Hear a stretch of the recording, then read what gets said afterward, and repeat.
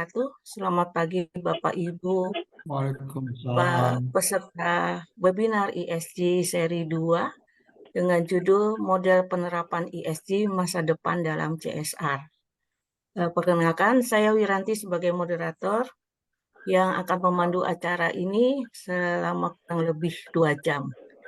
Bapak Ibu, webinar ini terselenggara atas kerjasama CFPD Foundation dengan BPDLH dan PT Petrokimia Gresik.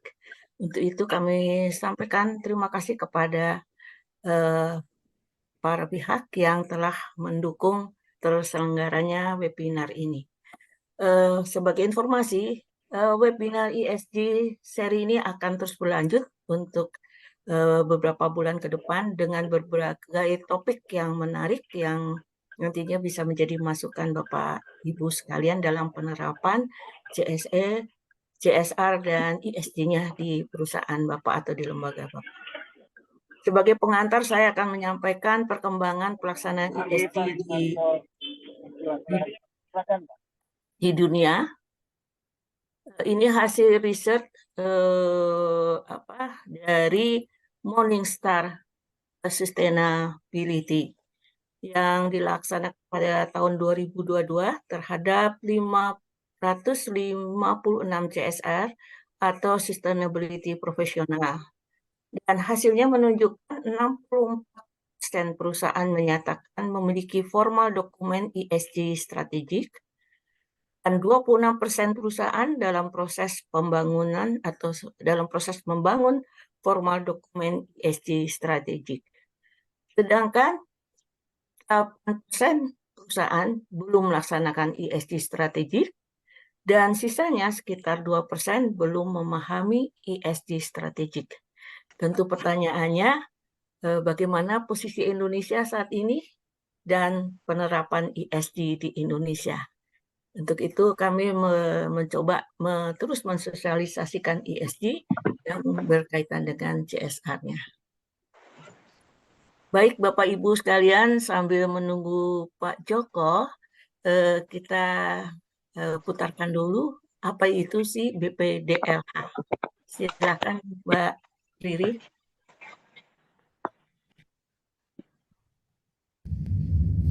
Imagine the world we're all living in a decade from now.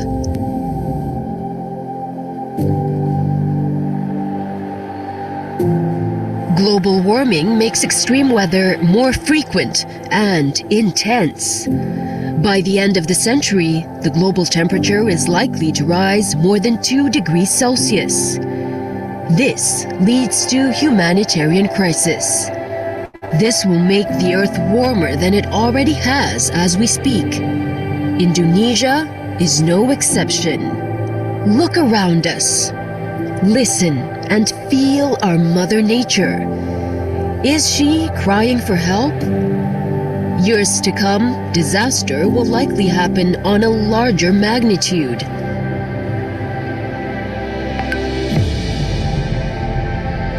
This is where we play our role. In 2019, the government of Indonesia set up BPDLH, or the Indonesian Environment Fund (IEF), as part of the pledge to reduce the country's greenhouse gas emissions by 41% by 2030. A public service agency under the Ministry of Finance and in collaboration with the Ministry of Environment and Forestry, the IEF has the flexibility and authority to source funds from state budgets to manage its operations. In addition, the IEF is also allowed to receive grants and loans to serve the environmental purposes.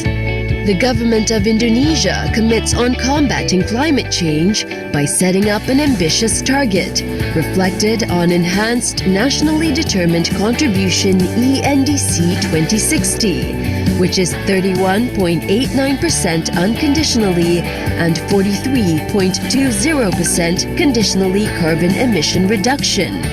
The IEF has a very important role on conducting sustainable financing mechanisms to achieve the target. The IEF plays an important role in bringing multiple sources of funding before distributing it across different environmental sectors. The agency aims to fulfill its vision as an environmental trust fund that is credible and trusted by the world in championing climate change. We are fully committed to our role entrusted by the government and donors. We will uphold the principle of accountability and transparency. We will engage all parties in mobilizing the environmental funds management. The IEF Fund is committed to uphold the integrity in channeling funds to specific projects and environmental activities to achieve climate commitments made by the government. We believe that collaborative climate actions will drive a significant change to enhancing our people, planet, and prosperity. The IEF Fund has prepared a series of policies as its concrete commitment to ensure prudent, efficient, and effective management of environment funds in accordance with the mandate given and to strive for environment protection and sustainability.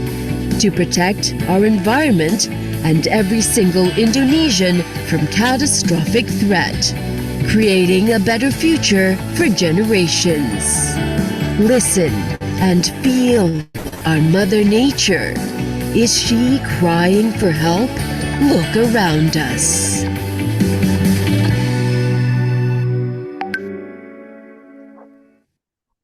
Baik, Bapak Ibu sekalian, kita sudah melihat apa sih BPDLH yang baru berdiri 2019.